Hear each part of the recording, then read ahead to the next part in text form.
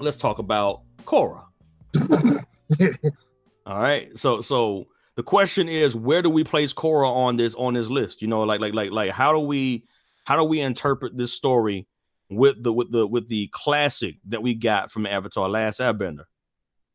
Starting with CJ this time. Talk to me. Oh, okay. Well, here's what I will say. Do I think it's as interesting as Avatar? No, not as The Last Airbender, because I think what Korra suffers from is, and part of this is, if you know the behind the scenes part of it, is the disjoining of not knowing whether you're going to come back, not knowing whether this is going to be canceled type of thing. And I think it's way less disjointed in Avatar: The Last Airbender, which leads to a crazier story. Because the one thing that Avatar had for it was it had an arc through all the seasons. You knew what it was leading to, where I don't think Korra has that. What I do think Korra has going for it, though, is a more interesting Avatar to me, personally, and Aang. They suffer from less interesting side characters, with the exception of Zahir, which I think is probably, if you're talking pure antagonist, is, I don't know who he's second behind. I think he's the best antagonist that Avatar in that universe, as far as cartoons on the television screen, has ever come up with, in my personal opinion. So that is the one thing I give it, and that's why I rate it high. Do I think it's perfect? No. Do I think it missed the mark on a bunch of things? Absolutely. But I know a lot of people, say it's terrible, and I don't just share that belief. Like, I can watch it. It's definitely a watchable show. And plus, it had a hard act to follow. Like, you're following up one of the best cartoons of all time. Arguably, for my opinion, the best cartoon of all time. So when you follow that up with something that is not on a scale of 1 to 10, to me, it's a 7 or a 6. 7 is not bad, but people are going to treat it like it's a 4. So it's just how it goes. So that's kind of my thought on it. Okay, cool. So Julian, talk to me, man. Okay, so I have been known, out of the years you guys have known me, of saying that, after I went through The Legend of Korra, it doesn't exist to me. Like, you're not real to me, therefore you don't exist. So poof, vamoose, what Jay-Z said. Was I did not I didn't take that stance because I thought it was poorly written. I didn't take that stance because I didn't think that the characters in there were, or at least, like, let's say Korra as an avatar was more interesting or even maybe more complex than Aang.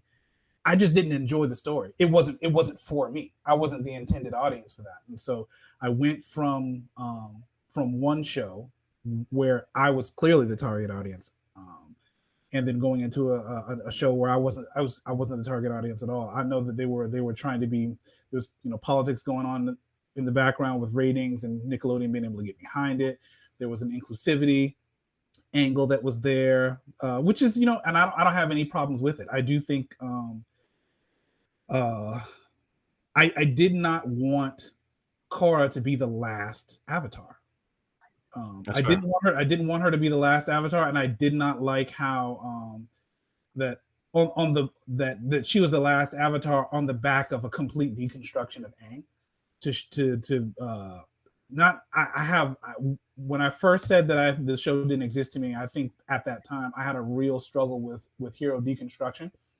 Now that I'm a little bit older, and and my life is a little different now than it was when I first watched this show, I think I have less of an issue with deconstruction if it's done in a particular way, and because it's necessary. People are flawed, and they they make mistakes, and people do evolve over time. Some people keep the same energy over time. We tend to either really like people who keep the same energy all the time, or we tend to really dislike people who keep the same energy. over time, especially if they're trash. I mean, you know, we all have an uncle, grandfather, something like that, where they were a Rolling Stone when they were young, and when they're old, they're still in the same nonsense. They're like, "Player, you still doing that?" Yeah, it's disgusting.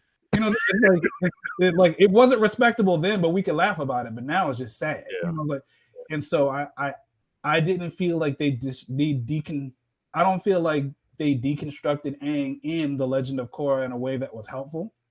And I didn't feel that his deconstruction benefited Korra in any real way. Like I don't think she was a better avatar as a result of the deconstruction of Aang. She actually had and I feel like perhaps maybe the fault of that is like what CJ alluded to where like the other characters aside from like the really core people that you were looking at on a regular basis, they weren't built out as well. You had a mostly unresolved daddy complex for all of Aang's kids and stuff like that. And so they weren't really of any real use to Korra on her journey. It was really all of Aang's friends who discipled her and helped her become what she was supposed to be, especially Toph. Yeah. But I also have to say about Zahir, like he was the most interesting. He was a complete villain. He was the villain in a person that Aang saw the Fire Nation as a villain. That's sort of the argument that I make, like I made before, where I said like to Aang, Ozai wasn't the ultimate villain. Neither was a Zulon, and neither was Sozin. The Fire Nation itself was the thing that he was afraid of, and being burned by fire and being burned by, you know, this fire supremacy, as it were, taking over the world and oppressing other people. He was afraid of that. And so for Korra, she was afraid of Zahir. So for her, she basically in the first half of that show, her great nemesis was living up to being the Avatar. She wanted so she shared that in common with Aang, but Aang didn't. He feared becoming the Avatar because he feared dying or seeing the destruction of everyone he loved because of the Fire Nation. With Korra, it had more about the responsibility of actually wearing that mantle and like what would that even be like, and struggling to do that in that particular situation. So fearing the mantle and then fearing Zahir, especially because she was unable to really grasp that airbending until the tail end. Those were her two great fears. And so Zahir, as he was just as great, if not a greater threat than the Fire Nation was as a whole. The thing that I hated about that is that his defeat left his whole mission completely null and void. Yeah, and so if we're talking about like what I liked the least was The Legend of Korra. I mean, in terms of what was like actual trash, M. Night Shyamalan's disgusting. Disgusting, you know, like he's absolutely disgusting. Like, and in fairness to him, and I think that we're all sort of creative, and so we can appreciate this. A million things have to go right for a movie to be good. So I want to give him the benefit of the doubt and say perhaps maybe 300,000 of those million things didn't go right. You don't get no pass, man. No pass.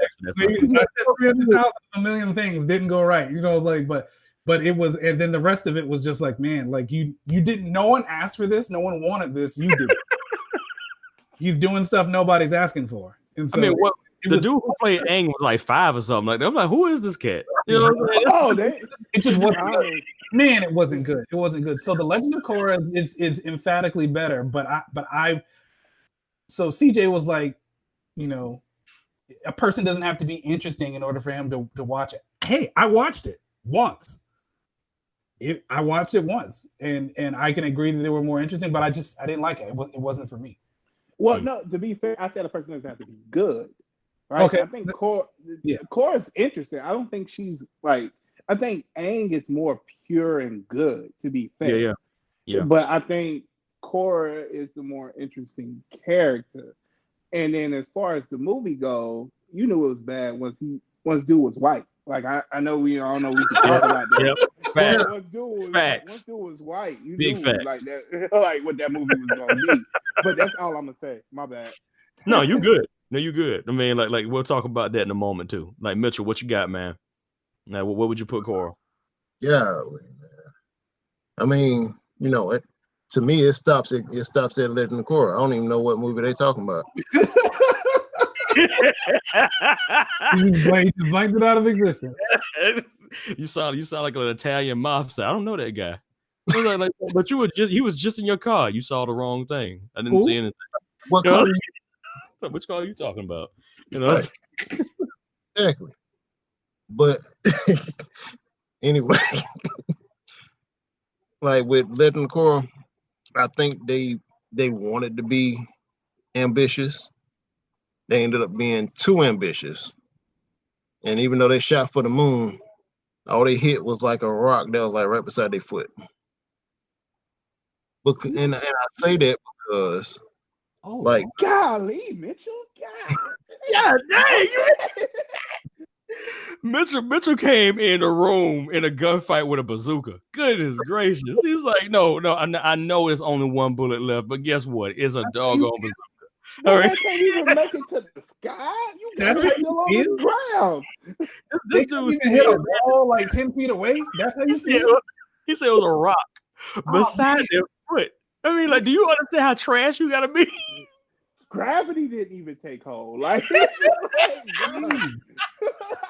if you fall, I mean, to put this, if you fall, the rock goes fall. I mean, dang, Mitchell, you are the ice cold one, man. That was cold as ice. Goodness gracious, dang, bro. Like, cause man. So what did the movie do? If the movie, what are you talking about? I mean, there you go, right there. I mean, for real, it's like if the movie is qualified, you know, I don't even want to know what you would do to the movie. I think we might have to like take that offline, people. We wouldn't be able to add it. Good, great, right? They're doing a remake of The Last Airbender. I'm against. What? Yeah, they're doing a Netflix original remake of this. No. Netflix does not need to touch anything else, bruh. You saw Fullmetal Alchemist, Attack on Titan, Bleach. The list goes on. All of them are trash. They brought back. They did a remake. They did a reboot of Rocko's Modern Life. It was horrible. They did a reboot of Invader Zim. It was horrible. You said they did one for Rocko's Modern Life? They brought it back, bro. They did a whole like a 45-minute special reboot of Rocko's Modern Life. It's like, why did you do this? No, like the only people who are gonna get the references are gonna be people who watched it then. You know what I'm saying? Yeah. Like, these new kids don't know nothing about no Rocko's Modern, and it wasn't good. It was bad. On a quick note, yo, Netflix, if you're listening, you know, you could just pass a brother 15 mil and I can give you probably the most fire form TV shows you could ever get. I give you 15 concepts and we can go from there. 15 mil, $1 million per episode. Just throwing it out there. Netflix has done a lot of things that I love. The Rocko's Modern Life thing was unasked for, and you know, and any praise it received was unearned. Oh my God, man, y'all are terrible people. But I mean, you've known this for what, like more than like you the angel. CJ's sitting back like he ain't got no dislikes. You know what I'm saying? Like, look. Go ahead. Here's the thing about the movie that's coming on Netflix that gives me hope. I don't know if it's going to be good because this is the thing that I think is important. That I think is important is that the people who created Avatar are involved in it, and I think that's important. Also created Korra. They already moved on to the Dragon Prince. They already moved on to the Dragon Prince. They don't need But here's the thing: I don't think Korra is as bad as you guys are making it seem. Like there are way worse cartoons than Korra out there. Like, facts. I didn't say it was bad. I said it wasn't for me. You said it doesn't exist. You didn't. I also digressed. I said I can't. I'm gonna. If I'm gonna be totally honest, it wasn't for me, which is why it doesn't exist for me because it wasn't. And I think that's the other thing. If we're being brutally honest, that we got to think about this stuff is not going to be for us. That's fair, and that's why I don't need it. But I think Avatar on Netflix could be good. I think Netflix has given us enough, and I think with those people involved, because I personally enjoyed Korra. Did I like Korra as much as Avatar: The Last Airbender? Not a chance. But I also enjoyed it for what it was. So if I go into it enjoying it for what it is, I think Avatar on Netflix could be fine. Oh, that's fair and balanced of you. Yeah.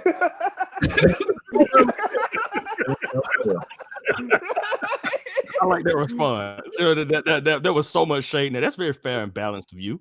Like so, screw your opinion. You know. I meant both for you to get the reference, and at the same time, that is fair. That's you sound like someone over 30. I appreciate that. You sound like somebody in their 30s, CJ.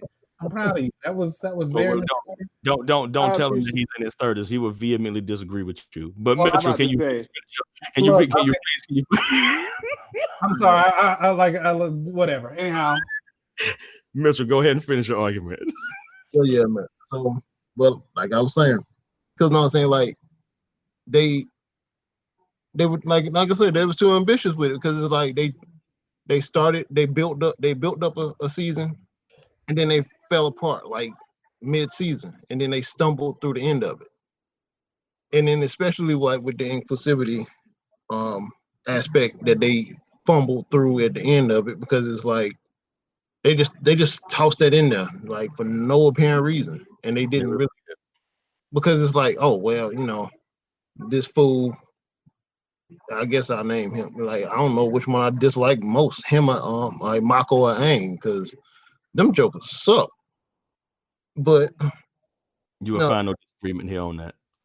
Like, well, wait a minute now. Wait a minute. I'm sorry. I gotta jump in on it because I think we really discount what they were working with at the time too. Because we got to think about all the will they, won't they even renew the show type of part, right? Okay.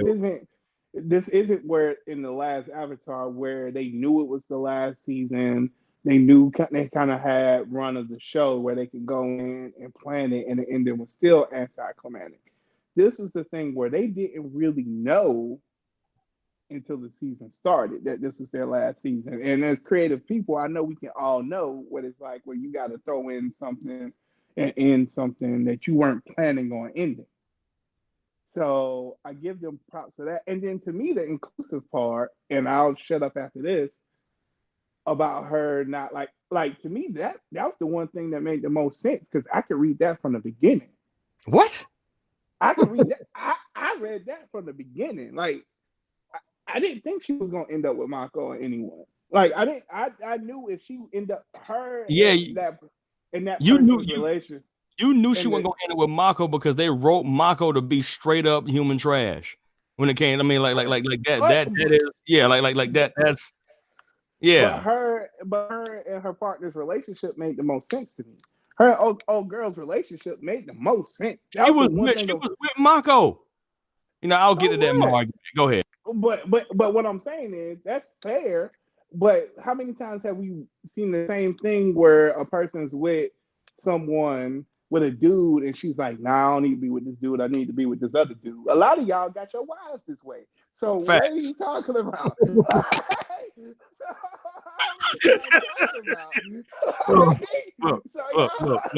CJ. Nobody told you to tell the truth. This way. So you know when I'm talking your girl this way, where you like, she don't need to be with him, she need to be with me, and so forth and so on. And it's just kind of the same story. But that's me. That's where I shut up at. All right. All right. Well, yeah, man. So, like I said, that all that. But then, you know what I'm saying, like, instead of, and then like that's going back to the first season, like to the original. At least in the original, like you had side characters, they actually built on them 10 times more than what they did with Legend of Korra. Like there was like a bunch of interesting characters that they had that we started to get invested in, and then it just ended. You know what I'm saying? Now to piggyback off of what CJ just said, maybe they should have took a page out of Futurama's book and just treated everything like it was going to be the last. Yeah. Yeah. Treat it like you only got 12 episodes and finish the freaking story. Like that. Yeah. Like. Because you know what I'm saying? Like even with the end of Futurama, you know what I'm saying? Like it actually made sense. But then the way they ended it, You can, matter of fact, if you do it like that, you can Are we loop. talking the original ending, or you mean like when they came back and they ended it again? But that's the way they treated every season, though. Like they treated every season like it was gonna be their last anyway. Yep, That's they true, did. but there was like a 5-year gap between when we finally accepted it was over and then they brought it back again. So you mean that last ending, or you mean the final, like when Leela and Fry actually did get together and they froze and Fry behind froze time, and like they spent the rest of their lives together, and then Professor came through and was like, "All right, look, I fixed everything, but then y'all got to relive everything." Okay, cool. And that's a fair point. Like they could have treated every season like it was their last season. Yep. And write it 2 ways. So that's a very fair point because they didn't do that thinking they would get a next season. So that's completely fair. I get that. You know, so like let me throw this in on mine then. So that was my major gripe. I don't like multiple villains that I don't. This is even my beef with Marvel. They don't know how to keep villains. You know, like I don't like it when you off the villain so fast. One and done. You know what I'm saying? Like it was what was your boy name? Ozen? Not Ozen. What's his name? Shoot, what's the first guy's name? Onan or something like that. He had the mask on. Obadiah. What? Obadiah. We talking about Fire Lord. No. We're talking about Korra. Korra's first villain, the one who was taking and bending away, but we found out that he was a bloodbender. Okay. I thought you were talking about Marvel, bro. You got no. Obadiah Stane? That's what you went? Yeah, that's what I thought you was talking about. God dang, man. I mean, like, god dang. I mean, I was confused. Okay, my bad. Okay. My bad. Okay, but really, just going back to Korra. So, Tarlock? Was it Tarlock? Was it Tarlock? Was it Amon? Hold on, I'm gonna check the wiki here real quick. We're allowed to do research. Yeah, do that. Yeah, like but yeah, for him, you know, and then like the way they offed each other was like on a boat in the middle of the water.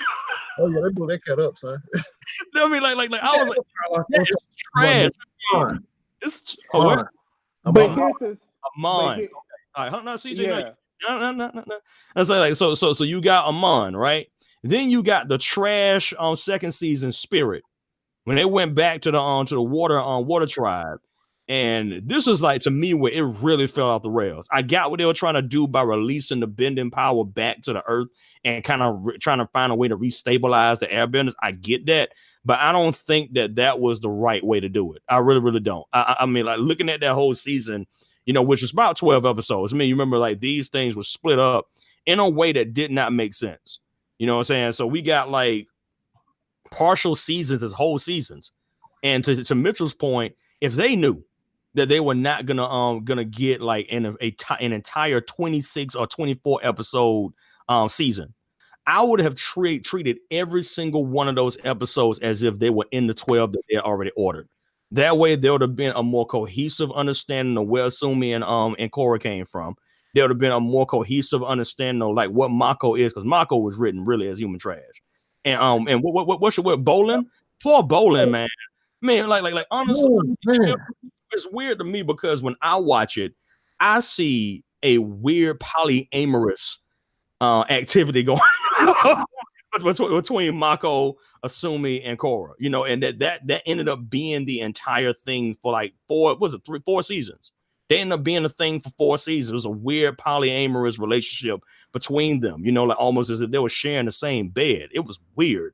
You know what I'm saying? So we got that situation going. Then we also got, like I said, no cohesive villain. The villain is herself. Julian put that point up a whole lot earlier. Now it was true. She was battling the fact that she had to be a great avatar. So she's battling herself. Zahir comes in like a doggone G, challenges her, breaks her down, literally puts her to the point where he forces her to go into the avatar state to kill her. I mean, the dude's plan was great. And like CJ said earlier, they just tear the wings off that story and throw him away. And when next time you see him, he's like a G still, but he's floating in chains in a jail. He's still the most interesting thing in season 4, as messed up as it is. I was like, this whole season is forgettable. You know what I'm saying? Outside of that moment when she had to go back and look Zahir in the face and he had the beard and the hair, I was like, that dude right there is the man. Like that's the man that this doggone see on series. I mean, this series is Zahir. Zahir is the man to me. But the rest of it, like I said, it was a mess. It was written like a mess. But if they had actually taken the time to treat every single season like it was their last, I think there would have been a more cohesive way of finishing it. But every single one, it felt like they like, oh well, we're gonna leave this open because we know we're getting another one. And I'm like, I get the hope. And I know that actually happens a lot in entertainment, you know, where people get canceled. We saw that happen with Moesha. I know it's a whole nother thing, but you know what I'm saying? Like Miles getting We kicked. still haven't found out what We haven't Miles found did. out what happened with Miles, man. Miles is still missing. You know, and we need to go ahead and put out a we need to put out an alert. We haven't even seen that dude in entertainment. What happened to Miles? That's another enigma. But but like you know what I'm saying? Like what is this whole situation with them was just weird because they didn't really spend the time, I think, to build Korra into being that type of hero that they wanted her to be. You know, by the end of the story, I was like, I forget the name of the last villain. I'm like, that chick could wax Korra if it wasn't for the Avatar state. You know what I'm saying? I mean, like on the real, like she could wax her. Probably in Avatar state, that chick was a G.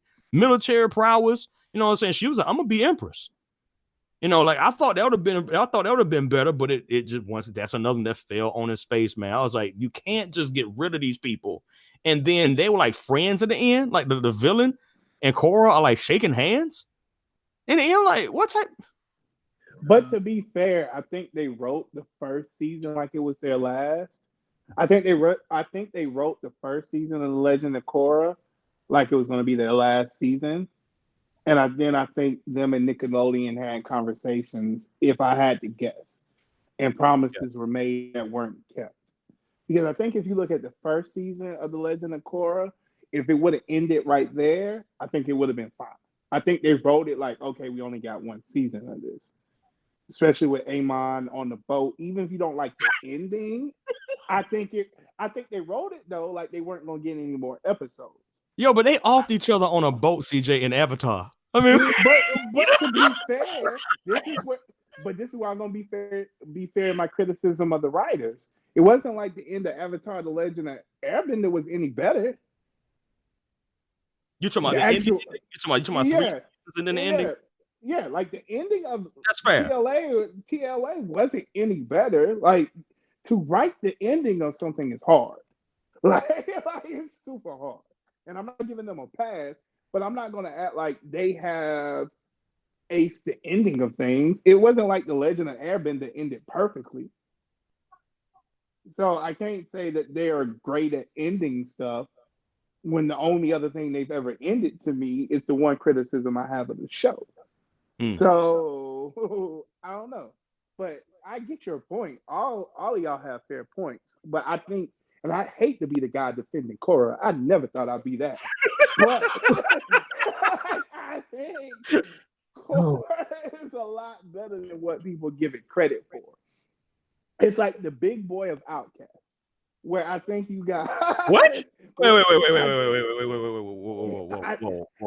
I think it's the big boy of Outcast. Whoa. How dare you? How dare you? Wait a minute, huh? I think it is. How dare you? How dare you take Outcast and use them as a mock to put Korra in a position where she deserves some props? How dare you? Because I'm about to do it. Because I think where The Last Airbender is kind of like your 3 stacks, where it's so great, it's so dominant, where you're just like, oh man, one of the best cartoons ever. I think Big Boy in Outcast has always got underrepresented and never got his props. I think this is it. Do I think it's perfect? No, I'll never say it's perfect. You'll never hear those words come out of my mouth. But put it like this. This is the question I'll ask you guys. All right. On a scale of 1 to 10, where do you rate it? 1 to 10. What? And then where do you rate The Last Airbender? Because that's what I'm interested in hearing. Like on a scale of 1 to 10, what is Avatar? And then on a scale of 1 to 10, what is Avatar: The Legend of Korra? Because my gap probably isn't as small as your gap. I mean, isn't as big as your gaps are. Do you want to go last on this? Yeah, I'll go last. Okay, all right, cool. So I'll go first. So The Last Airbender, I'll give it an 8.5. Okay. Yeah, 8.5 because like mostly because I didn't like the ending. You know, I'd have gave it a 9 or higher with a better ending, but the ending was lackluster. You know, like but 8.5. Metro. Uh, Oh yeah, I, my bad. Korra get a 6 or 5.5. Matter of fact, 5.5. Yeah, 5.5 for Korra. Go ahead. Okay, so first one, I'm gonna give it an 8.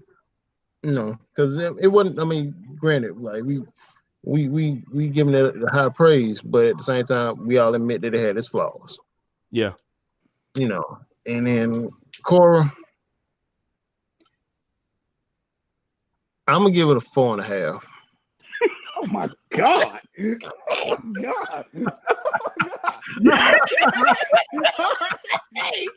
I was trying to give a hope to a curve, you know. like they can at least get a 6. Oh, like God dang, you like no, you failed. Yeah, God dang. Well, Mitchell the same one that hate 12-year-olds, so whatever. With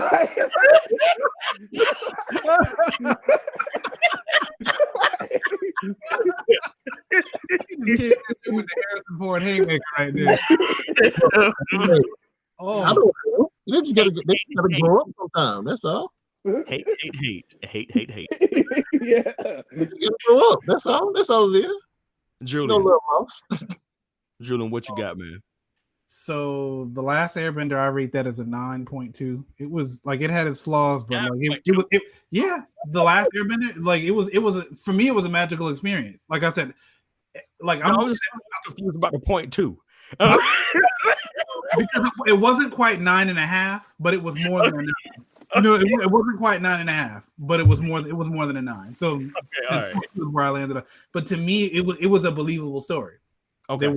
And like looking at it, not just from did I like it to, you know, the writing and everything like that. It was a complete package. Everything from the soundtrack to the, you know, the how well it was drawn. It was an immersive experience for me. The Legend of Korra, I can put that at a 7.5. It was not. It was. I think it was well done. It had a hard act to follow, and it wasn't for me. There are CJ's right. There's far worse things that have been written. I want to write it off as trash, but if I want to be like honest as a, you know, as an artist and as a person who's a creative and stuff like that, it's, you know, it's all right, but it wasn't for me, and I don't need to revisit it. And then you know, the M. Night Shyamalan thing gets like a -3. Yeah, like that actually gets you know, a -15. If I can go that far down, that movie, everything about that movie was wrong. I forgot to add that in there. Everything about that movie was wrong. What are you adding? The last Airbender, the movie, like the rating, it's like if I have to just give it from scale from 0 to 10, it's a doggone 0. Yeah, but we get further than that, then we would go further than that. But yeah, that's Never heard of it. I mean, there's another podcast out there that specifically what they discuss is bad movies, and they had like an extra long episode specifically about the Last Airbender, and they had a room for people who never even watched the Last Airbender to even have anything to critique it against, and they were unequivocally it was one of the worst movies they've ever seen. It was. You ever want to listen to 3 white people who know nothing about anime or movies or anything? They just like to hang with their friends. Yeah. Like it was an hour and a half of them talking about how unbelievably bad it was. It was terrible. It wasn't good. It was a terrible experience. You know, Shyamalan has done better. I don't know that he's ever done worse. That was he's done better, but I don't know that he's done worse. It was not. I think Unbreakable to me is the best thing he's ever done. Outside of that, you know, I would say that whole trilogy, if that's the case. If we're going to talk about Unbreakable, the whole trilogy, Glass and Split. Yeah, I give you that. Yeah, because that was the best thing he did. Outside of that, Six Senses, man. I mean, we watched that joint in Winthrop, and I remember when the friggin' alien, not Six Sense, it was on Signs. Signs when a friggin' thing walked past and he did that turn and looked at the camera. You know what I'm saying? Like, the alien literally turned and looked at the camera and just kept walking to the cornfield. I'm like, I would not be terrified. I'd be laughing. And he dies because of water? Blair Witch Project, that wasn't good. I mean, Lady in the Water wasn't the worst thing he's ever done, but it didn't age well. Yeah. But the Avatar, he shouldn't have did it. Like, Yeah, he shouldn't have. No one asked for it. Nobody wanted it. He had source material. He had a whole source. I don't care. I don't care. It doesn't matter because it doesn't exist. Yeah, Mitchell says it does not exist. So, CJ, grand finale. What do you rank? What is your ratings for all three? Well, for the movie Negative Infinity, I don't even want to get into that. Like, I don't acknowledge the movie. It's trash. Everybody knows it's trash. The people in it are white. Like, I'm not even a social justice guy, but you should have known something was wrong. You're CJ, Asian characters. But anyway, whatever. Before you continue, like, remember how they try to explain it off? It's the airbenders are nomadic. So, because they're nomadic, we went ahead and mixed all races into one place. I'm like, sucker, that ain't the way we saw it on TV. The cartoon had Asians. Okay, it's like Shaolin monks. We know Shaolin. That like, look, dude, stop lying to us. We know that's not what this is. He's a brown person. He should know better than that. Facts. And he had Winston. He's Asian. He's Indian. Yeah. Man is from the country of India. He should be ashamed of himself. Damn, yo. It was bad. Pandering to those white people. Sorry, CJ. We had to throw that. Go ahead, bro. All the slander you give to that movie is fine with me. And then the Avatar: The Last Airbender for me gets a 9.5. The only thing that sets it back is Ozai. It's it's my favorite piece of animation ever. Period. Okay. And then for The Legend of Korra, I'd probably give it a solid 7. Like, I don't think it was. I don't think it was bad. I think it was good. I think had it came out before The Last Airbender, we would look at it differently. I rate it higher than you did? What happened here? because I mean, to be fair, I'm okay if you gave it a 7.5. My issue with the story is that it's disjointed. Right. And after seeing how cohesive The Last Airbender was, as far as telling a story arc over multiple seasons, Legend of Korra didn't have that. So had it come out before The Last Airbender, I think I would have rated it higher because I think it's solid. Like, I think it's super solid. I just think the fact that it follows, in my humble opinion, the best cartoon ever made makes it a hard act to follow. And I think that's really what you're suffering from. And they did it so soon after The Last Airbender too, right? If it comes out today, I think we judge it entirely different. So that's fair. I would judge it worse today. Yeah, I mean, like you took the words right out of my mouth, Julian. I'm like, no, because like everything that we've gotten that's gotten that pause, and they try and bring it back. It's worse. It's far worse. But I think you would have seen it after the movie too, so I think you would have judged it. But we've agreed that the movie does not exist. No, you all agree that the movie exists. You gave it a negative infinity. That is a movie that does not exist. You can still watch it if you choose to. I still watch it. Will you watch it? Well, no, but it's not comedy to me. When I watch a bunch of bad movies that I would give negative affinity to, that are super. And this doesn't even candidate, because back in the day we had bad movie nights. We watched Commando and stuff. This doesn't get it. And God of Cookery, but we're not going to talk about that right now. But I would do God of Cookery before M. Night Shyamalan's thing. All day. All day. We should watch Avatar, actually. I'm gonna be real. That actually would be fun. Space, that one? That's what you're talking about, right? You're talking about colonization in space. Okay, got it. I'm actually down for doing a rewatch together, and we just like critique it. That sounds like fun. Oh my god, Julian, you don't have to come. It's okay, man. we don't want your blood pressure to get too high, man. I'll be curious to see what people re-rate The Last Airbender if we rewatch it like super like this year. The grade that great. I just gave you Is My Rewatch. Yeah, it's I mean, because I rewatched that joint earlier the year too. I mean, it's the same thing, man. I rewatch it periodically because, as you said, it is great. It is absolutely great. We had that on loop for 3 months in our house when we first got married. That was like the only thing I had on like on a hard drive. We didn't have like we like there was something wrong with the internet, and with cable they couldn't connect it. So the only thing I had was a hard drive and Avatar first 3 seasons, and we watched that joint daily and did not get bored every single time we watched it. That's how good the freaking thing is. The only reason I don't own that John on Blu-ray is because there's no way to get it without getting the Legend of Korra in the same package. Facts. I don't want it. I don't want it. I don't even want it. I don't want it near Avatar Last Airbender because I don't want its stink to rub off on it. I feel that strongly. I just don't like the throwaway movies. That's all. You're saying the same thing I'm saying. I know I don't. It's not for me. You say it's a throwaway. I say it's stinky. I don't like reading anybody else's love letters. It's not. I don't want to know what you're doing. Well, then y'all got me rethinking it because if you're rating in the 7.5 and you think it's a throwaway, I don't think it's a throwaway. I think it's actually essential to the understanding the story.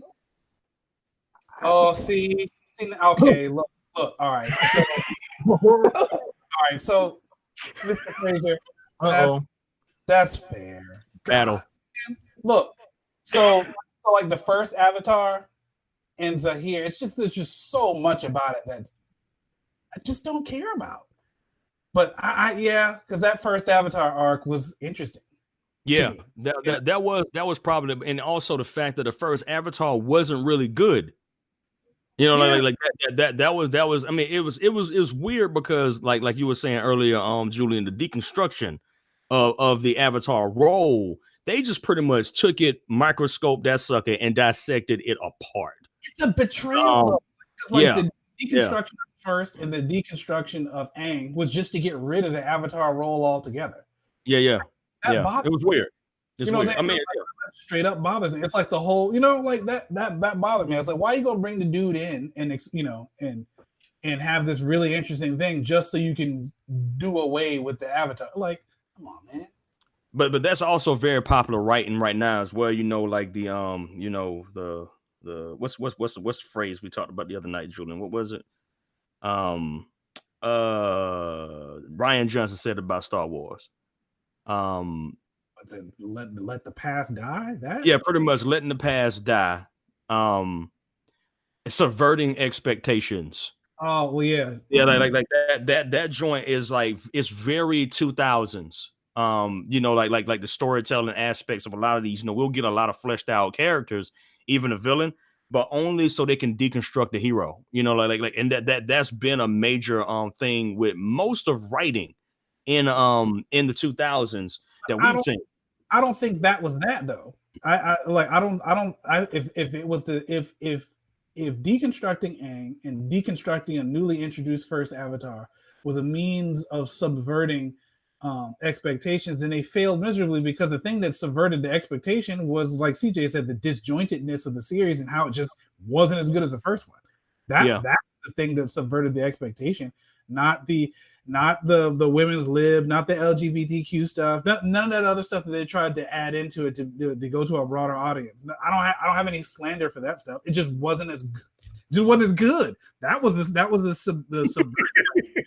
Wasn't the character deconstruction, which I did not enjoy, but I can call an Advil an Advil. I can call a stomach ulcer and a stomach ulcer.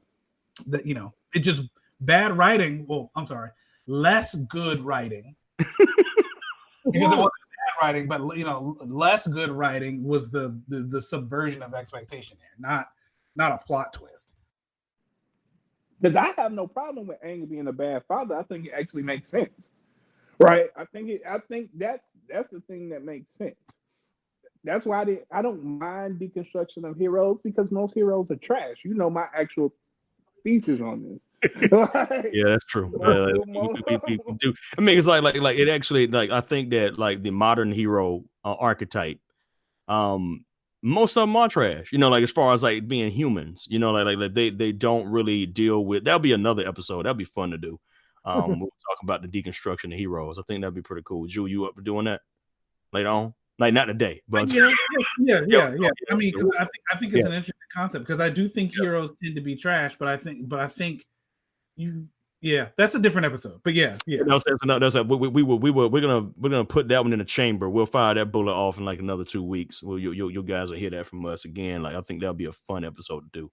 But I'm gonna ask this last question. We'll be done with the Avatar conversation because we've had fun with this. Hopefully everybody that's listening is having fun listening to us like acting like silly. We should have said spoiler alerts like at the beginning of it because we done told screw that. You came here, you get what you deserve. You know what I'm saying? Like, no, you won't get no apology from me. You came here for this. You knew what you were getting into. Now, I'm apologizing for. Yeah, for real. So what do you think that there's any additions that could be made? Like after Korra? Do you think that there actually is outside of the Netflix? I'm talking about actually to the story. Do you think that there is something else that can be added to it?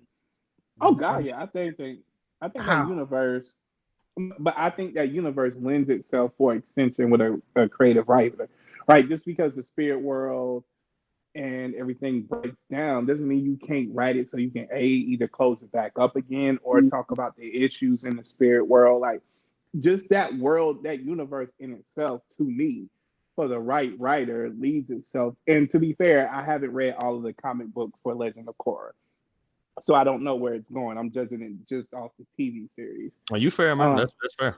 Yeah, like I think you get Avatar. You can always come back to. I don't think you can always. I don't know how you come back to it, but I think for a writer, it would be interesting to see how they attack it, particularly with how they end this series.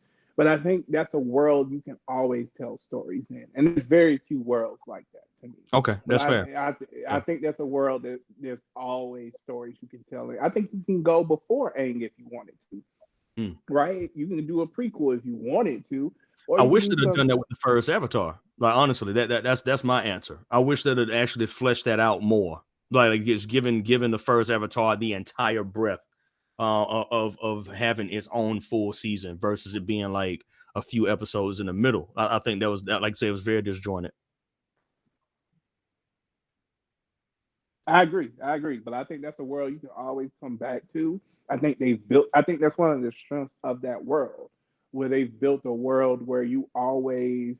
That's why fan fiction is so strong in that world, because you can always go back to it and tell stories in the way that you want to and how you want to see things happen, because it's such a colorful and well-developed world. So that's the one thing I will say about the creators. I think you can always go back there if you wanted to. There's no way. There's no end in sight for that world. Cool. Julian, what you think?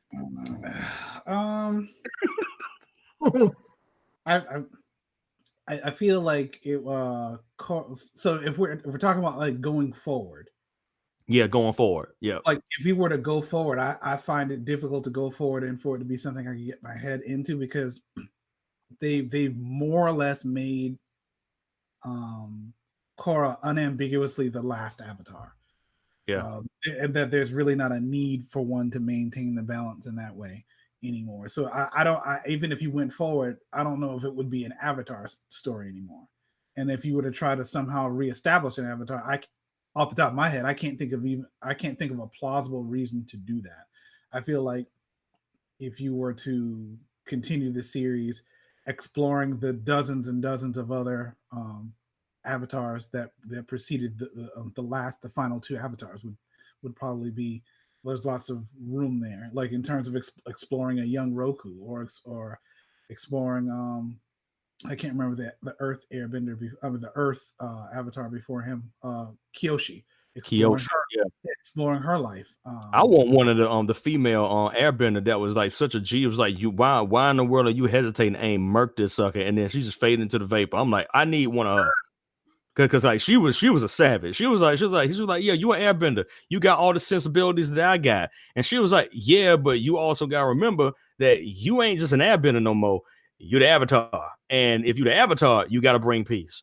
And if that sucker stand in the way of peace, you murk that sucker. And she faded in the vapor. I said, now I likes this chick.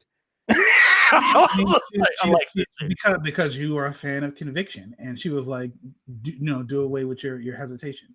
Yeah, no, it was good. Yeah, I feel like exploring the previous lore, but I just can't think of a plausible or easy to sell path forward while still keeping the moniker. I feel like if you're gonna go beyond Korra, you would have to change the name because she's the last Avatar. She's the last one. So anything else would have to be like a retrospective. But I'm not a huge fan of doing like prequels, honestly. I have not watched a lot of prequels that I've enjoyed in my life. And so I don't know that I'm holding out for hope with that. But I do agree with CJ that it is a very filled out world, and perhaps you could expand on a whole lot of stuff without it having to really center around the Avatar, him or herself. So that's my take. Mitchell, what you got? I think, I agree with CJ. Because I'm saying they pretty much made it to where she was like Korra ended up being the last airbender. But part of me wants to believe that if they just wipe the slate clean, because you still got, with that universe, you almost kind of can pull that off.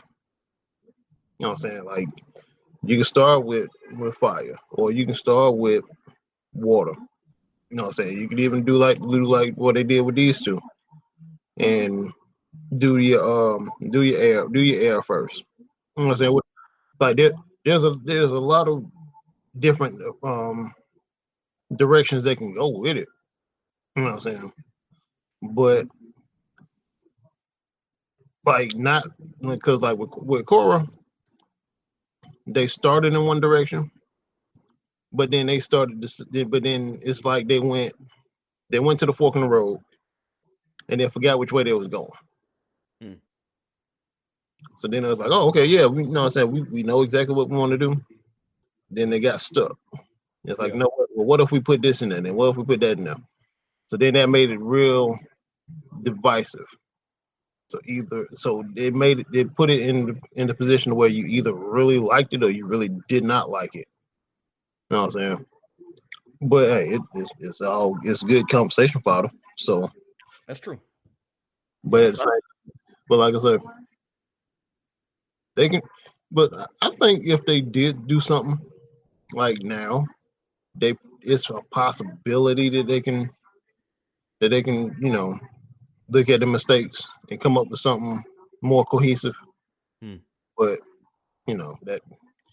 that's up to them. Like it'd be amazing if they gave you, hey, I point them in your direction. You know what I'm saying? Let you write some stuff. That would be fun. That would be lots of fun, honestly. So because the first thing that pops in my brain is Earth Kingdom. I would love to see a doggone show about Earth Kingdom. And throw some wine fire in there. Yeah, man, like the Earth Kingdom to me was kingdom wise. They were the most interesting kingdom in that world, with the most adaptability as well. And that's like no shade towards Fire Nation and them, but the Earth Kingdom just seemed like you could have some fun writing about the Earth Kingdom, like just dealing with the Dai Li. The Dai Li, man, we didn't even talk about them. The Dai Li, man, give some love to the Dai Li. The Dai Li was so good. Dangerous dudes. They had dirt on their hands, CJ. I remember CJ when we were watching it for the first time, and your boys locked Jet up, and he just put his hands on Jet. We're like, what just happened? And we didn't, and that was before, like, there was no DVR, none of that. You just kind of had to deal with the fact that you didn't get a chance to watch again unless you recorded it, and you had to wait for it to come back around. And I was like, yo, did the Dai Li literally just lock the dude up with their hands? I mean, the boys just had rocks on their hands to lock you up. I was like, I would love to see a Dai Li show, like just deal with like the Dai Li and what they have to do to protect the Earth Kingdom. Now that all this other stuff has happened, there are things that can be added to the universe, I think, on that particular scale. But as far as an Avatar, no, that's done. Like, don't try and rebuild that. Don't try and jump us into the spirit world. We got all that stuff. Y'all can have it revisit, but I think that there's enough material on the ground, like a Mandalorian in a way for Star Wars. You know what I'm saying? There's enough material on the ground for you to make a cohesive story on the ground without really including the full narrative of the big story that you already got going on. So yeah, but that's that's my take, man. Like, look, this is fun, yo. Oh yeah. Because you brought up a good point. I agree with you about the Star Wars aspect of it, Yeah, where you don't necessarily need to go back to the main characters to do a great story. So that was yeah, dope. I agree. yeah. I mean, I think they have enough with the Airbender, what not Airbender, enough with the Water Nation. Because like, think about what if Sokka and them, like Sokka Pop and them, like their adventures. What if they got a story? They don't need a whole show, but they could get a good arc for them and the things that they had to deal with, you know, being out at sea and things of that nature, trying to fend for their lives. You know what I'm saying? You got the Fire Nation. I think we got the most we could get out of Fire Nation because we got to see their culture. We got to see the way they live. So I don't think there's really much else we can do. But the Earth Kingdom, yo, there's so much you can do with the Earth Kingdom that I think that we just have not really touched on. That would have been very, very fly to see that in the actual like just like not calling it the Avatar, but doing something and like having it kind of be like a Avatar story or something like that. Kind of like just to kind of like add that extra extension, but to let people enjoy the world a little bit more. I think that'd been fire. But yo, this is great. Go ahead. Go ahead. The Earth Kingdom also gave us Toph beating Mick Foley too, man. Say again. The Earth Kingdom also gave us Toph beating Mick Foley too. Mick Foley, you talking about the boulder, man. I mean the boulder. Boulder. Like that dude was a G, man. The Earth Kingdom, like I said, the Earth Kingdom had so many levels to it. I'm like, yo, you could play with the Underground, you could play with Spy Network, the Kingdom. There was so much, man. Like it was a more, to me, it was the most stacked story was Copper, man. Yeah. I love that, man. That sounds like a fun video game, honestly.